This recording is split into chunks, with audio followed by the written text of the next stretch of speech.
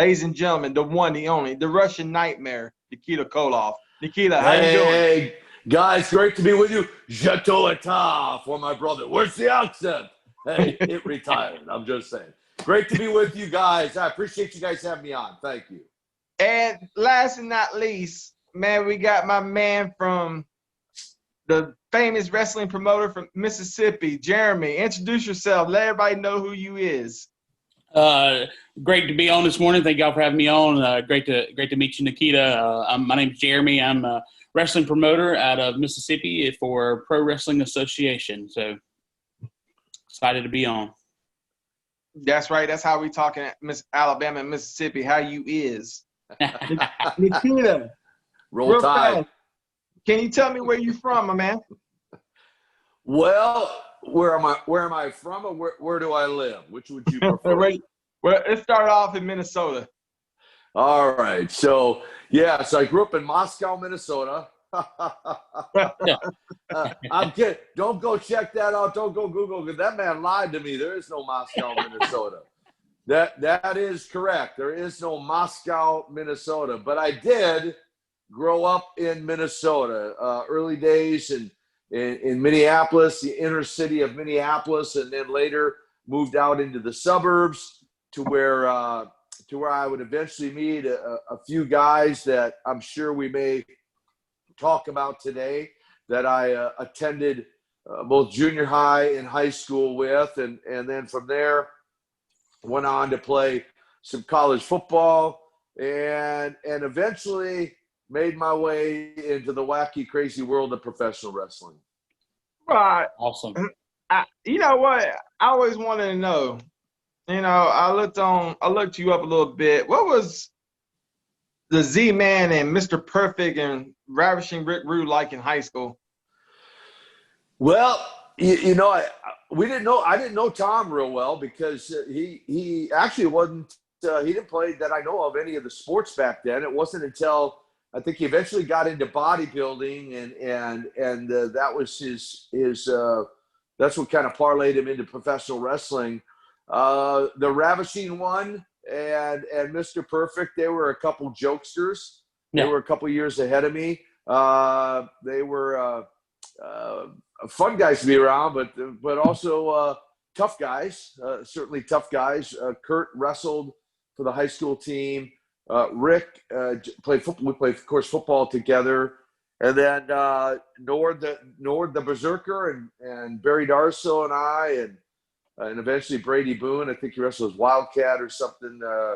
These guys were all great athletes for the most part, and just fun to be around. Now, Barry Darso, he seemed like the one who was level-headed of all y'all. Well, that'd be a pretty good way, because he's been a very successful businessman post his wrestling career. He's got a very successful printing business up in Minnesota, and married to a good woman from North Carolina. So he needs to thank me every day, because when we brought him to the Carolinas as Crusher Khrushchev, is where he'd eventually meet his wife and have a wonderful long-term marriage that they continue to have. And so, Barry, if you're listening, I expect a text or a phone call to say thank you for introducing you to Teresa. Okay. Well, Jeremy, you got any questions, man? Man, I can't. I think I'm good right now. Man, that's a wild bunch of guys to be able to hang out with. That had to be some great times and great stories along the years, just hanging out with those guys and kind of coming up out of that area, with all those guys. So, well, what's interesting, or what a lot of times, when I do interviews like this, they're like, man, what was in the water? I mean, my gosh, Robbinsdale High School, right? And because the unique thing about it, guys, is this is one high school. One high school. This is not like West Texas State University where DiBiase and Tully Blanchard and Dusty and Tito Santana and many others came out of a college. This is one high school, and so I'm not sure what was in the water. Maybe there were some iron pellets in the water or something that led us all into the wacky world of professional wrestling. And I'll check your history here. especially being a wrestling promoter. There's 2 other guys that graduated from Robbinsdale High School. Now, they predated us, meaning they graduated long before we did. Let me test your wrestling knowledge. Any clue who those 2 got? Real famous guys in wrestling. Any clue who they would have been? Ooh. The Road Warriors? No, but the key is they predated us. Listen to what I'm saying. They graduated long before we ever graduated. In fact, they graduated before we were ever even in high school or junior high or maybe even elementary school. Give me The little Crusher? clues there. The Crusher? The Crusher? You're in the right organization. Who owned it? Vern Gagne. Vern Gagne was a graduate of Robbinsdale High School. And then Really? the other guy was not a wrestler, but he's probably one of the most famous announcers ever in all the organizations. Howard Finkel. Not Howard. Jeremy, help me out here, man. This is your question. Man, I'm struggling. Come on, Jeremy. Predated. I was Are thinking you the talking? Road Warriors. Whoa! You said famous announcer. Are you talking about Correct. all sports? For wrestling. Okay, Jim Ross. No, Jim Ross is an Oklahoma guy. Monsoon. Gordon Soley. Gordon Soley was from down south. This Devon. announcer did announcing for WWF, for AAWA, and for WCW. Eric Bischoff. Little older. But Eric Bischoff didn't announce for you. I guess he did. Not Gorilla Monsoon, right? Come on, who did it with Gorilla Bobby Monsoon? Heenan. Bobby Heenan was not an announcer for the Yes, he most was. part. For the most part, he was a manager and a wrestler. Gee, This guy everybody never else wrestled. Dexter Bonaventura. He wrestled. Yeah. This guy did not wrestle. I'm going to Okay. stretch you guys. This guy did not wrestle. Yeah. Damn, I don't know that many announcers. Gordon Soley, Jim Ross, Howard Finkel. You have named everyone except the one. That is hilarious. I'll go ahead and give you one more clue, and then I'll tell you. He had a nickname. Everybody's, hey, Jeremy, you know what? Everybody that's watching this interview right now who knows the answer is gonna be like playing Jeopardy. I'm about to ask if I can phone a friend over here, you know? Yeah. All right. I'm going to go ahead and tell you because everyone, that's listening in, half of them probably already know the answer. They're going to go, okay, you 2 guys do your homework. Mean Gene Oakland. Gene Okerlund, Robbinsdale High School. Yeah. AWA, WCW, WWF. I should have known. Yeah. All right, moving on. There you go. A little bit of trivia, a little bit of history. You guys will always know that now for now on. Hey, Mean Gene Oakland, I got an answer. See, the cool thing about recording, I can edit. I hear you. Go into the edit room. I hear you. Hey, so real fast, I want to go to college days. That's where you met Animal from the Road Warriors. Y'all played football in college. Golden Valley Lutheran College. What was Animal like on the football field? He was an animal. He was appropriately named in wrestling because, I recruited him out of Irondale High School, New Brighton, Minnesota. And I still remember the day when him and his parents came and toured the campus and signed on to play. And we just became really like best of friends. And, we did everything together. I mean, we worked a part-time job together at a sandwich shop. We worked out together. We borrowed each other's cars. We just did everything together. It became like a prodigal son. His dad, Joe Sr., and his mom, Lorna, took me into their home and treated me like one of their own. But on a football field, man, he was tough. He was a linebacker, so you can kind of gather. In fact, his son James, who went on to play at Ohio State and for the Los Angeles Rams as a linebacker, I think he got that from his dad. But Joe also played offensive guard, so he He was that good. He played both offense and defense. He was that good. He was an animal. You was an animal too, no? I saw Well, I played defensive end and I played tight end in my college days. So I did okay. Hey, yeah, you did more than okay. Hey, look, I saw that clothesline you did to David Crockett. You did more than okay. I was watching that on YouTube just the other day. I was like, I don't know it's television. It had to look good. Hey, what was you thinking when you did that? Now, look, you got Nikita. It's okay to call you Nikita or Mr. Koloff. Nikita's fine. Okay. You got to understand, you're talking to two people. I'm more of the fan aspect of professional wrestling. I still watch it as a sport. Still watch it, for what it's portrayed to be. You got somebody like Jeremy who's inside the business. He kind of looks at it more so the way you probably look at it. You'll never hear me use wrestling lingo occasionally. With that said, I like to take myself out of the fan zone and put myself into your mind. What was you thinking when you clotheslined that man that hard? I mean, that was pretty hard. I was like, I essentially already gave you the answer. It was television. It had to look good. And so that's what I was thinking. Jeremy, can you relate to that? I can. And that's one thing with our guys and our promotion stuff. We're always like, man, you've got to lay it in and make it look good. You've got to, especially when you're right there on the front row with the fans, you've got for a minute to bring them into it and be like, man, he hates that guy. He took his head off, So we're always about them laying it in, And for the record, I'll just say for the record, it was never my intention ever. When I say that, it was never my intention to ever intentionally hurt anybody ever when I stepped into the ring. However, my goal was for it to be believable, without any serious harm or injury. Well, because you're the Russian Nightmare. I mean, you had to live up to that name and make it look like, man, you're a nightmare to be in the ring with, So exactly.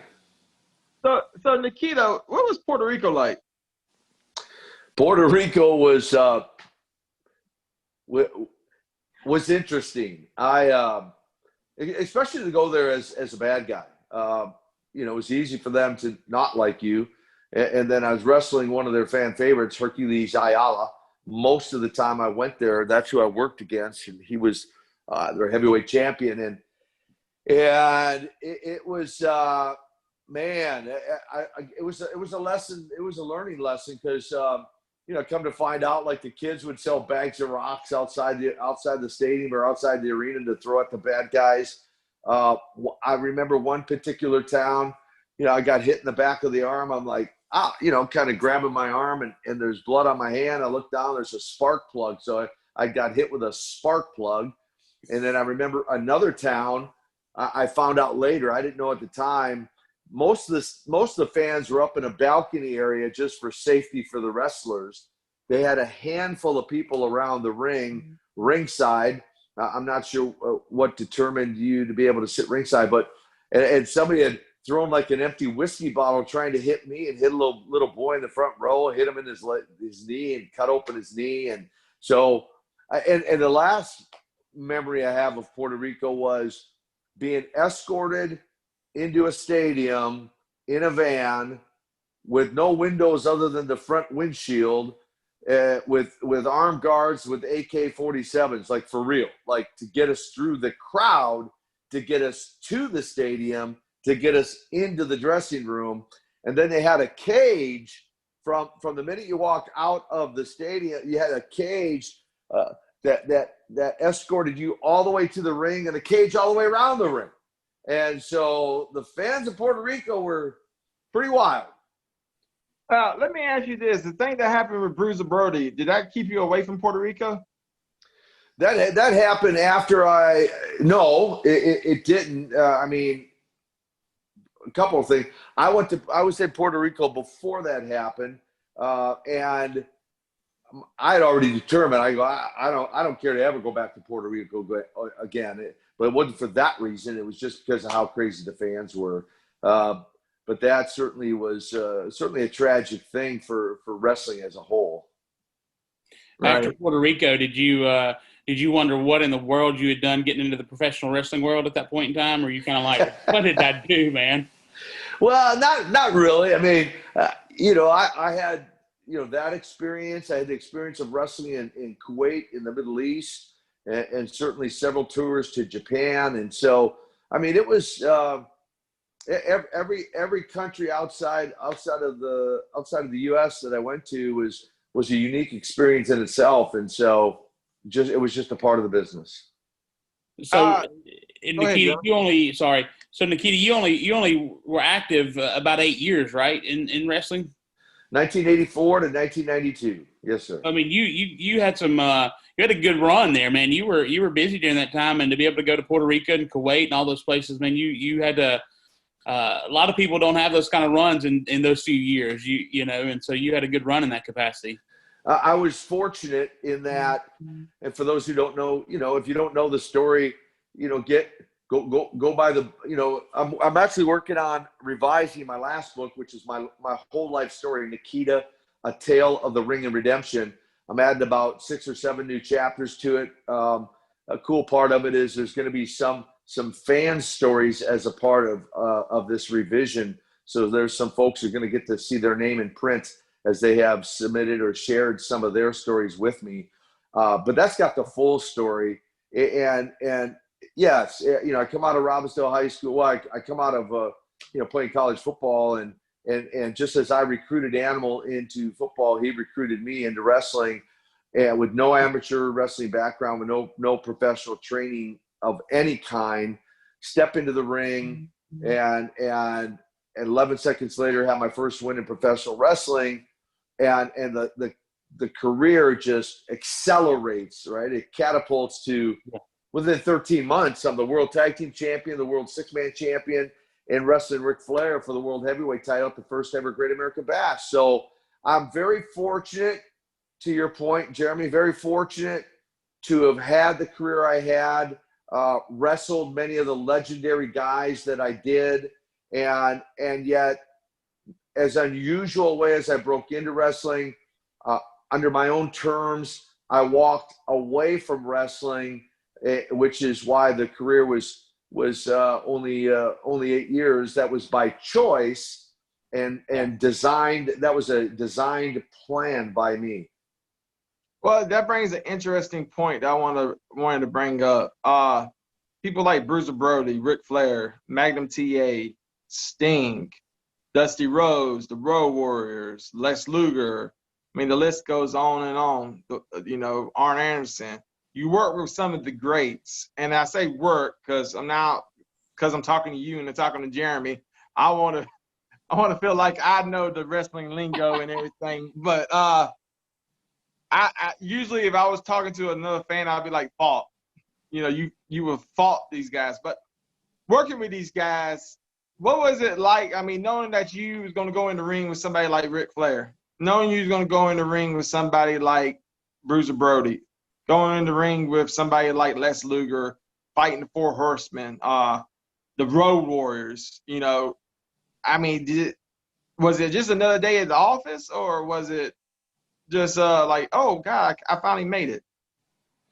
Well, I mean, who would have known, all these years later, that wrestling would be where it's at, and its popularity, worldwide, and the fame of many of these guys, becoming, if you want to say, legends of wrestling. And at the time, you realize, you understand, okay, I'm wrestling main event against the Nature Boy Ric Flair. Okay, well, you're just, when you're in it, I don't think you look at it the same way as you do now. We fast forward all these years and you reflect back on it. Yeah. And it just gives me really that much more heart of appreciation, of gratitude, that Thanksgiving that I had the opportunity I did, that I had the career that I did, that I was able to travel to the places that I was able to travel to.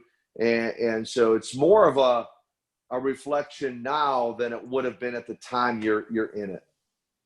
Hey, Jeremy, I got about 3 more wrestling questions. You want to hit them up with some wrestling questions real fast? Well, I was just going to say, real quick, like I can see your Thanksgiving aspect and kind of getting to look back on that. Like I actually wrestled before I started promoting for a few years, and I had the opportunity to step in the ring with some guys I looked at as heroes. For example, I was sharing with Joseph the other day. Like I got to wrestle Kamala at one point. Watching Kamala on TV and then getting to step in the ring with him, man, was just like, I mean, it was like living my childhood dream out, and getting that opportunity. So I definitely can see that. And now I look back, and after Kamala has recently passed away, it's like, man, I had a unique opportunity. I'm thankful for that opportunity and that, But I guess the question, man, outside of you and Ivan, who's the greatest tag team you think you've ever stepped in the ring with during your time? Like your favorite that you worked with? It's a great question. I mean, certainly, think about some, of course I had so many matches, both single, tag, 6-man, 8-man, war games. I mean, such a variety of matches, but, certainly, the Rock and Roll Express, putting them on the map, with, Ivan and I dropping the World Tag Team titles to them, and 6-man matches, both with Ivan and I and Kurt Odle and Ivan and I and Crusher. And then later on the Superpowers, Dusty and I against any 2 of the 4 Horsemen, not to mention 6-man matches and then 8-man tags with the Superpowers and the Road Warriors. But I would say, and arguably so, I mean, there's so many great tag teams out there, but certainly the Road Warriors have to be one of the top of the top of the top. I mean, they traveled to, they won the World Tag and all the major organizations, and they won many championships and were together for so many years. I mean, an amazing story, the Road Warriors, Animal and Hawk. And so for me, they would have to rank up there as if not the best, certainly one of the best to ever step into the wrestling ring. Who was rougher, you or the Road Warriors? Might have been equal. Good question. Might have been equal.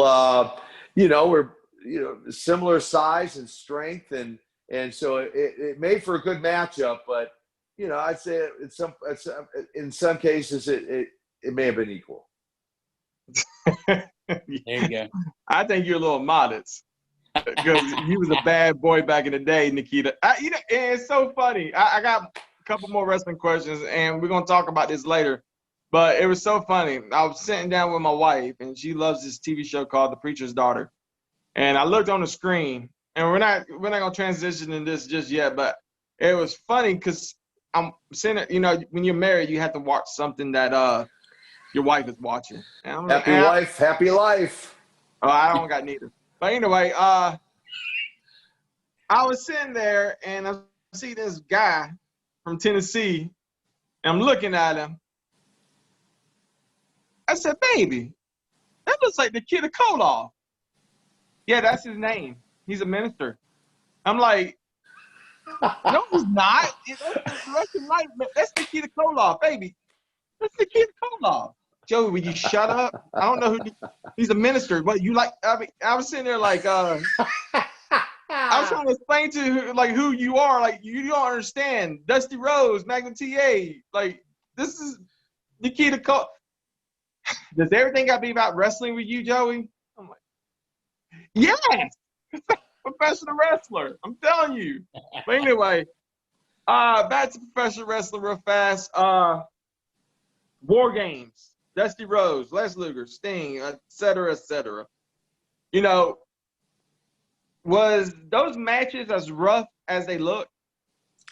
It was a very physical match. In fact, the first one certainly brings great memories. The Superpowers, the Road Warriors, and Precious Paul Ellering against the Four Horsemen and J.J. Dillon. I mean, if I think back to that very first one and the electricity in the arena that night, and because there was nobody knew what to expect. Nobody knew what to expect. And so just the idea of of stepping into a match that had never been done led to some of the excitement as well. Fast forward several years later, Sting's Squadron against a pretty good list of names in that match as well. The Dangerous Alliance, right? With I was going to get to that one, but yeah, go ahead. Well, I mean, we're just talking about the War Games in general, right? You can, for your listeners, tell them who was a part of that match. But yeah, it was a very physical match, especially for the very first two guys. Whoever got the short straw and had to go into the ring first, because they ended up being in the ring, for a half hour, where the last two guys, only in the ring for 5 minutes or so. So, and then if you're somewhere in the middle, but it was overall it was a very physical match. Yeah, I remember as a kid, that particular War Games, one, surprised that y'all can even walk out the cage. I was, as a kid, I was like, God, they can walk. Two, being a big Sting fan, if you was going to screw him over, I swear I was going to probably steal my dad's car, which I wasn't, but I would be very upset with you. Luckily, y'all hugged and made up and everything, but this shows you, it's a term y'all use, mark. Yeah, number one mark here. Well, appreciate it, because you guys bring an interesting perspective. You bring a perspective looking from the outside in, and Jeremy brings a perspective of looking from the inside out. So yeah, I'm still to this day, I watch, people laugh at me like I love sports. I love football, I love basketball, I love boxing. Wrestling has always been portrayed to me as a sport. It's kind of hard to watch it as a sport now. It really is, but thanks to different. It's a different business now. It is. Yeah, it's kind of hard to sit there and watch, flips and this and this back in the 80s. But, you had a wrist lock and you had this. And it was actually like a fight. But, you had a very successful career. I mean, to me, you was one of the greats. Last wrestling question, well, two more wrestling questions. One, Dusty Rhodes, all these people you work with, is anybody that you look back at and say, man, I'm glad I got to know this guy? Yeah, well, quite a few guys, really. There's not many where I would say I wish I hadn't known that guy. We'll reverse it around. I feel very fortunate to have, again, been in the ring with many of these guys, but also to be able to, in some cases, I didn't build a friendship with all of them. There were certain guys that, you have different personalities, and certain guys you might hang around with outside of the ring, and certain guys who you didn't, because, they had different lifestyles. And so I feel fortunate to have been able to really get to know many of these guys, regardless of whether our lifestyles were the same or different, and especially work with many of these guys. Why not WWE? Why didn't you go?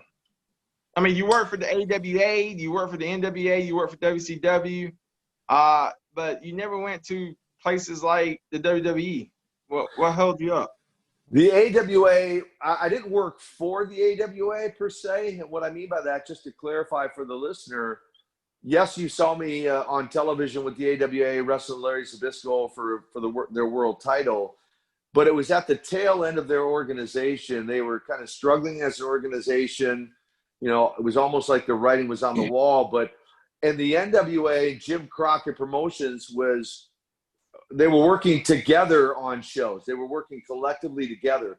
So the appearances I made in the AWA weren't so much me working for the AWA as much as trying to help them continue to stay afloat and maintain and keep their organization. WCW NWA was one and the same. So in my mind, that was the same organization. That wasn't two different organizations. It was just a name change. The shorter answer to why not WWF is the one simple word: loyalty. Jim Crockett and Jim Crockett Promotions gave me my break in wrestling. I felt a real sense. Anyone that spends any time around me will know that I'm really loyal, sometimes to a fault. And so I felt a real sense of loyalty, which was why I say to this day, NWA for life, that I'm loyal to the NWA, inducted into the NWA Hall of Fame in 2008. And although I probably could have went to New York and who knows, made 10 times the money, of course, obviously wrestle Hulk Hogan and whoever else. For me, it wasn't about the money. It was about being loyal to an organization that gave me an opportunity. And that's why I passed up on the chance or the opportunity of going to the WWF, or what's now WWE. Do you think that WWE is going to put you in the Hall of Fame? Don't know. If I'm voting, my vote is for Ivan Koloff, who deserves to be in there. Whether I do or not, that's debatable. But I think without question, Ivan Koloff, who beat Bruno Sammartino in the Madison Square Garden and created almost a riot. They couldn't even give him the belt in the ring. They had to give him the belt in the hallway, back in the dressing room or in the hallway, because people were ready to riot. And so if anyone deserves to be in that Hall of Fame, it's Ivan Koloff. He gets my vote. All right. Would you be one to introduce him to the Hall of Fame if they ever did, possibly? Well, I mean, I guess if they were to ask me, it would certainly be an honor to speak on his behalf. His wife Renee, when he passed, we had a great friendship right up to his passing. She asked if I would speak at his private graveside service, of which I was honored to do that. So I guess if they were to ask, I would certainly consider it. But we'll see. Yeah. Well, he is in the Professional Wrestling Hall of Fame, and I think that's probably a little bigger than, the WWE Hall of Fame. So, well, their Hall of Fame is virtual, right? I mean, in my understanding, correct me if I'm wrong, guys, there's no brick and mortar to it, right? It's a virtual Hall of Fame. Yeah. When I was inducted into the Luthez Tragos Hall of Fame up in Waterloo, Iowa, Dan Gable Museum, that to me, for those of you who are wrestling fans, wrestling historians, and want to see some real history, make a trip to Waterloo, Iowa, go to the Dan Gable Museum, and you will see some incredible history, both on amateur wrestling as well as professional wrestling. That Hall of Fame was one of the greatest honors I've had as well. I had the privilege to interview R.D. Reynolds from WrestlingCrap.com, and that's something I was talking to him about, because it's so much wrestling on right now. It is so much wrestling. If anybody's a wrestling fan, this is the time to be a wrestling fan, because you got WWE Network, you got Impact Network, you got Ring of Honor, you got Fight TV, you got Amazon Prime. And one thing that I like to do on Amazon Prime is look up the old matches from like the 1950s, the 1960s, like back when Gorgeous George. And my wife gets mad at me because she gets bored, but I can watch it all day. It's so funny, and I want to hear your perspective on this. Why do you think today, like moves like the DDT, Stone Cold Stunner, the Russian Sickle? The Russian Sickle? Yeah. Well, why do you think moves that were like the finishing moves back in the day are now just in the match? Just a high spot? Yeah. I mean, it kind of takes away from the loser. I mean, just like the DDT. I mean, you smash somebody's head in the ground, that should be the end of the match. But now it's like you smash your head in the ground, 10 DDTs, and they stand up like the Undertaker, right? Yeah. It's a different world. It's a different business nowadays, and old school mentality, of which I was trained by Don Kernodle and Ivan Koloff and Dusty and others. Old school mentality. I'm sure Jeremy will relate to this.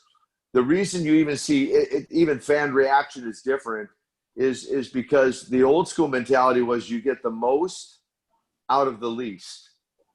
In other words, you do the least amount of moves, you work a hold, you do the least amount of moves, and you are storytellers. You are in the ring telling a story and used what we call psychology of professional wrestling.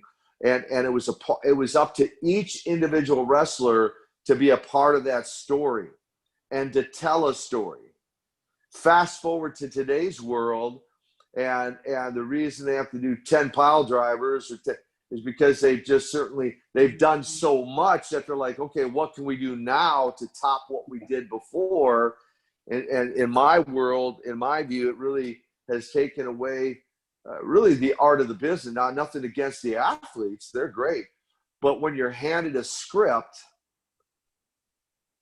for an interview and you're handed a script for a match and say, okay, just go out and perform this, it took the whole psychology and storytelling out of it.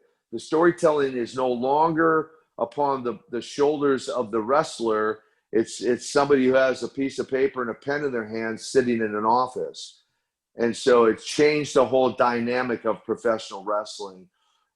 Will they ever get back to that? I don't know. You know, you mentioned several organizations, a couple more, obviously, is AEW, and the NWA just launched or just announced a deal with, I think, Universal. Jeremy, you might know Universal Thunder Studios out in California, and they're getting ready to relaunch the NWA and together with Universal Wrestling or something. So there is plenty of wrestling for fans to watch, and it is different, but just understand that's why it's different in my view. Well, yeah, I always encourage my guys, you know, and talking is, you know, not to be, and Joey will probably get a kick out of this one, be spot monkeys, you know. It's like, don't go out there and do everything that you can in one match, because then the next time the fan comes out, they don't have a reason to come see you anymore because they've seen everything you could do in one match, you know. So it takes away from that. And I mean, I like the product now, and like you said, they're great athletes. It's just different, you know, and I like that old school feel about it, you know. It's a different business. So let me tag one more thing onto that. So in the old days, the old school, I mean, it was, at least I'll just speak for Crockett territory, for the NWA and Mid-Atlantic Wrestling. Jim Crockett was very, very specific to, not only did you not see every single move in the curtain jerker, the opening match, you saw very few moves, and nobody, or very rarely ever did anybody go out on the floor before intermission, because the mentality, the old school mentality, was those sorts of things were saved for the main event matches. Absolutely. And it meant more to the fan if they didn't see the exact same things or very similar things 100 times in every match, from opening match to the main event, to Jeremy's point. Yeah. Well, you know, it's a cool thing that, you know, talking to you today, it seems to me that you still have a lot more professional wrestling inside you. It's not like you just threw it away. It's like you know what I mean? That's kind of cool. Well, I didn't. In fact, for your listeners, do some homework. One of the things I'm doing right now, go research Koloff Legacy, Koloff Dynasty, and go research Koloff Nephews, because, you know, we're in the process of telling a story right now that would extend the Koloff name and extend the legacy and extend the dynasty of the Koloffs. I'll just kind of tease your listeners with that. Go research some videos and you'll find out what I'm talking about. Well, we really need to hit the ministry. So, but to make the wife happy, we got to talk about season 1 of The Preacher's Daughter. Okay, so how did it get started? How did you sign? We're gonna go fast with this, because I got to hit the ministry. How did it get started? What made your decision to start it, get on the show, and how's Kobe?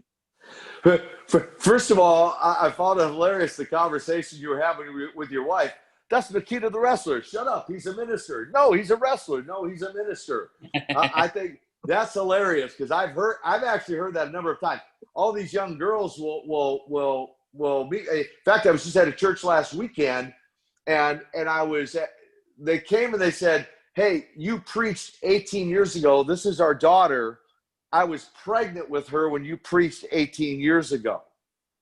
And fast forward to last weekend, And there she was 18 years later. And I go, wow, you actually got to hear me preach without it for real today. Back then, back then it was muzzled, right? She was in the womb, ha, ha, ha, right? Yeah. But what was funny was she's like, they were like, hey, we're going to go hear this preacher, or, you see this wrestler. And she was like, no, that's the preacher. Because she was a preacher's daughter's fan. The girl was. And so all the young girls, or like your wife, are all like, no, that's Nikita the minister. But all these young girls and women and others are like, no, that's Nikita, or like yourself, that's Nikita the wrestler, right? So anyway, so it's pretty fun to hear the different dynamic. The short answer to that is, my Colby's picture was submitted to, we heard about this preacher's daughter's show. Her picture was submitted, and that led to interviews and eventually led to a spot on the show. Out of 1,200 families, I guess, that they interviewed, they picked our family and 2 other families. Wrestling had nothing to do with it. It was all about Colby. So it wasn't Nikita Koloff or the name or anything else. It was they felt the production company and later Lifetime TV fell in love with Colby Koloff, and they only later found out that I was a wrestler. So that was interesting. And then come to find out, the guy who actually had the whole concept and idea for the show Preacher's Daughters, I met him in Los Angeles when we were shooting commercials, and he goes, dude, I got to tell you, this is hilarious to me, because when I was a kid growing up, I had a picture of you on my wall. He was a Nikita Koloff fan. Talk about irony. So that was really how we got involved in the show, and really it centered around Colby's life, although all the girls, Kendra, Tawny, Taryn, her sisters, and even their mother were all on the show, but it really centered around Colby's life as the daughter of a pastor. And to fast forward as well and answer the other part of that question, how's Colby? She's doing wonderful. She lives in Nashville. That show helped catapult her into a songwriting and music business. For the listeners out there, if you're not familiar, go to iTunes, go to Pandora, go look up some of Colby Koloff's songs. They're phenomenal. She's a gifted writer, songwriter, as well as a gifted singer. So tell your wife thank you for being a fan. I appreciate it. I'm sure I know Colby will appreciate it. No, you know what she'll say? He's like, you watched the show too, Joey. But but I would say this is not. I don't know how much acting was in the show. I don't know. I know it's a reality TV show, but I would say this. And I'm not saying this because I'm talking to you. Out of all the families, you had 3 families on the show. I would say literally, and I don't mean no disrespect to the other 2 families. It seemed like your daughter had her head on her shoulders more so than the other 2. Well, and that's why the network fell in love with her. Colby's just real. She's real. She loves the Lord. She's the real deal. She loves Jesus. And I think that came across in her interviews and how she carried herself on the show. Again, and to your point, no disrespect to the other families at all. But that's why, and that's why they invited her back for season 2, and eventually invited her back for season 3. But when she saw the direction the show was taking, they were pushing the envelope further and further. She respectfully declined, which again, to her credit, she respectfully declined the invitation to season 3, and that led her into the music career. So I appreciate that, and I know Colby would appreciate that as well. Thank you. And Jeremy, just in case you haven't seen the show, there's a girl on there that every 5 seconds she would use the word party. Like, it's like an ongoing joke in my house where we're going to sit down on the couch and watch a movie. Oh, we're going to party? Yeah, we're going to party. Oh, these people we used to go hang out and party. Now, you got Shawn Michaels. You got Sting. You got Tony Blanchard. Animal from the Road Warriors. Tony Blanchard. I'm missing somebody. Yourself. Ted DiBiase. I've met Ted DiBiase in person. I heard his testimony. Lex Luger. All these professional wrestlers, Hawk before he passed away, all these professional wrestlers has found the Lord Jesus Christ. What led you? I guess I don't Trying know. to You got figure out enough how do you time to make do that jump. Yeah, I don't know. You got enough time to do your testimony, but it is important to the people watching, especially people that are looking for the Lord. How did Nikita Koloff, the professional wrestler, the Russian Nightmare, how did he get there? Well, I think, many of the names you mentioned, really, there's a common thread that runs through all of them, and I think it's this. All those names you mentioned reach a pinnacle of success, right? They climb the ladder of success, reach the ultimate. Many of them world champions and or successful wrestling careers. And I think I can speak for many of them because I know most of their stories, that even though they reached the pinnacle of their careers, they still found themselves empty. They still found something missing in life. And for me, I was successful, but I was unfulfilled.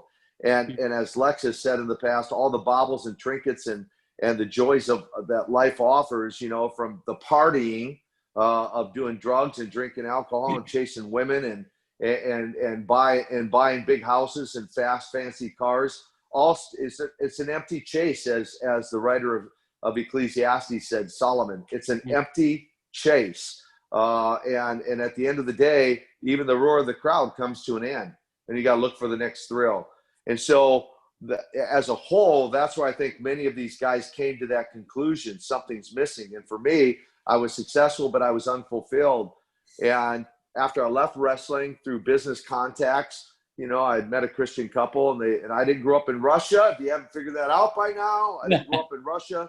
But I also didn't grow up in church. But I knew the stories of Jesus and how he was sacrificed on a cross. But that story never made the 18-inch trip from my head down to my heart. And 17 October 1993, it made that trip. I was sitting in a church service, invited to by this Christian couple, and there was just a tugging on my heart. And when I went to that altar, I can honestly say, as I got on my knees that day, 17 October 1993, surrendered my life to Jesus, that in that moment, I went from being successful to this sense of fulfillment, that if I had died on that day, I then would have died a fulfilled man, not unfulfilled. And so for anyone out there that's listening, watching, whatever, if you're on that empty chase, trying to fill that void, God puts eternity in every one of our hearts. It's built in. And it's his desire that every one of us would spend eternity with him. Now, we know, based on the scriptures and the Bible and by other people's own admission, who reject the idea that there is even a God, then we know that their destiny is hell, unfortunately, which God didn't create hell for people. He didn't create it for us. He created it for the devil and his demons. But unfortunately, there are people who reject God or even his existence and end up there. But for me, Joseph, that's my story, that I was successful, but I was unfulfilled. And lo and behold, would I have ever known in a million years that decision that day would lead me now, all these years later, to I've written 3 books. I'm currently writing a 4th book. I'm working on actually having my own radio show as well as podcasts here sometime in the future. And now I've traveled to 30 different countries, all 50 states. I've ministered in 27 or 8 different denominations and preached about 1,200 sermons plus or minus, services. And Lex Luger and I, you mentioned that name, he and I facilitate now a men's camp, hence the t-shirt, Man Camp. He and I facilitate a men's camp. Your listeners can go check out mancamp.info and learn more about that. If you're a man 18 years or older, you might want to come and hang out with Lex Luger and I for a few days, and we're just going to run after God. So there you go. There's the story in a very condensed form. Well, let's not stop there. Your ex-wife, was she a part of this decision too? I'm not sure what you mean. Part of my reason for giving my life to Jesus? Yeah. No, that was between me and the Lord. She had nothing to do with that. That was just the Lord tugging on my heart to go to the altar that day and give my life to Jesus. Yeah. Well, where was she at during this decision? Was she already gave her life to Jesus, or was this something that she did later? Neither of us, when we got married, neither of us were serving the Lord or living for the Lord. In fact, we did everything wrong that you can do. I did everything wrong that you could do. Moved her into the house. She had 2 young girls that I eventually raised as my own. But realized very quickly, even though I wasn't living for Jesus, I'm like, this just doesn't feel right. We probably need to get married. And so, we were both heathens for the first few years of our marriage. At some point, couldn't honestly tell you her testimony and on when that actual decision happened. I only know my story, but she was not a part of that decision, to answer your question. So, just for the listeners, where can they find Nikita Koloff now? What name of your church? And I know you live in Tennessee now. Name of your church and website, and if somebody's having problems in their life and wants to find the Lord, how would they contact you, Nikita Koloff? Well, point of clarity, I live in North Carolina. You don't live in Tennessee no more? That was just at the filming of the show. That was just for the filming of the show. You saw. You mean Kendra, they lied to us? No, on the very first show, Kendra and Colby came over to North Carolina, over to my house. Oh, okay. In North Carolina on the very first show that they did. I think it was the first show. But anyway. I only pay attention to your story, but I only pay half attention. Well, that's because you're a wrestling mark. That's why. That's right. Okay. So, point of clarity, I live in North Carolina. My home church is The Refuge, Pastor Jay Stewart. I don't pastor a church. That's just my home church. And for those listening, those watching, you can check me out on all the social media, Twitter, Instagram, Nikita Koloff with the number 1 behind it. Facebook, look for me standing in a river with Ted DiBiase. That river is the Jordan River in Israel, where we were baptizing each other in the Jordan River. If they want to email me, koloffforchrist@gmail.com, if they have a question or they want to go on my website, there's actually a free gift on my website. Someone told me the other day it's probably the best free gift that offered that they'd ever seen on nikitakoloff.com. And so that's how people can connect with me. And of course, for the men out there, go to mancamp.info. And Jeremy, I think you were going to ask one more question. I was. So I also know that your love for the Lord is the most important thing in your life now. And man, I love that. I love your passion for the Lord and everything. But I also know that you still have a passion for wrestling, and you've actually combined those and own the Universal Wrestling Alliance, right?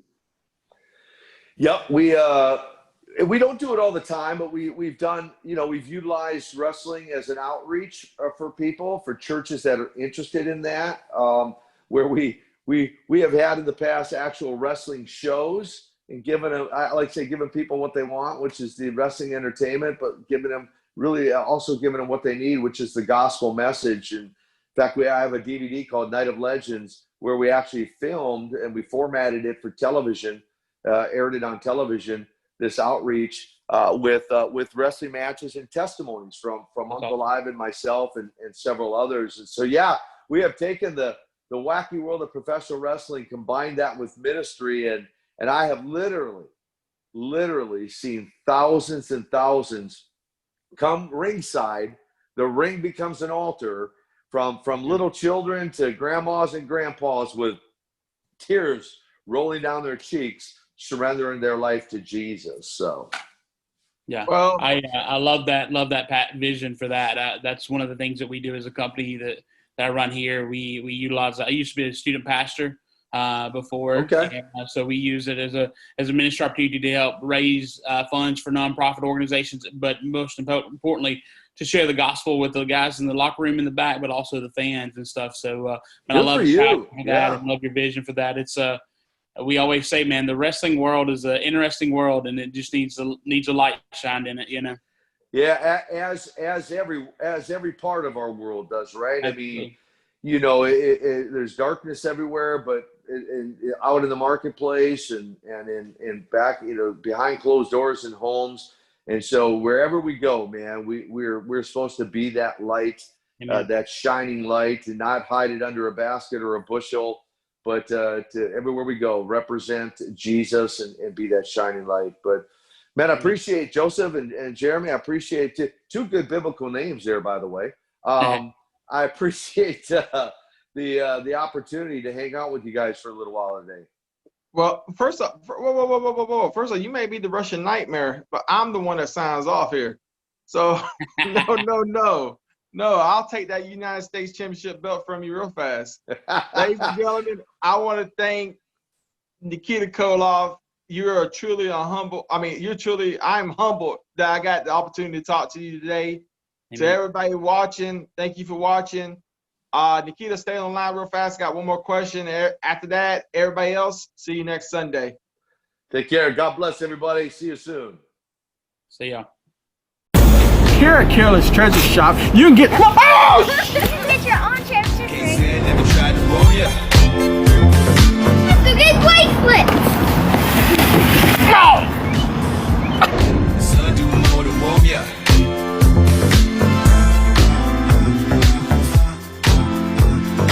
You can even order your own championship belt. Come on, loser. Can't say I never tried to roll ya. Shop at Kaylin's Treasure Shop, where you get the best deals on anything. Hey, you gotta